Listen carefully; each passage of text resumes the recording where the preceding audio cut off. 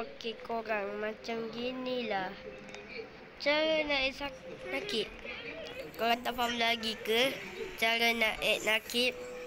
Kalau korang tak faham lagi cara nak add Why are you still watching? nakib, kena follow TikTok saya guys. Nama TikTok saya Naki9988 juga. Lepas tu logo saya macam dekat YouTube juga, okey? Dengan lagi satu, kamu subscribe YouTuber saya. Kalau kamu main je saya takkan subscribe.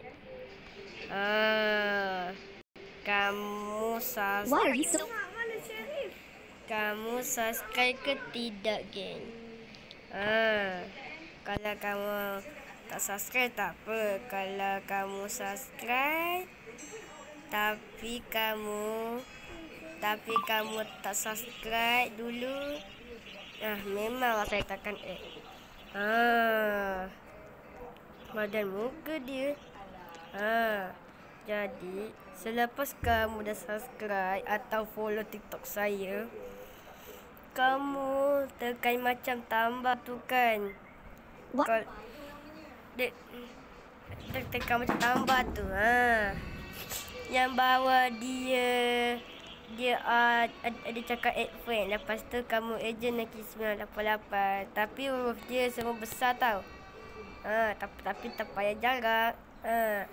Nanti bila kamu dah add je, tengok pakai baju macam saya ni. Goblok tau. Okey, itu saja video kali ni. Okey, bye-bye semua. Assalamualaikum. Korang pasti tahu kamu dah faham atau tidak. Kalau kamu faham, kamu subscribe dengan follow TikTok saya. Okey? Kalau kamu tak faham, kamu main add je. Saya takkan add. Okey? Itu saja video kali ini. Okey, bye. Assalamualaikum.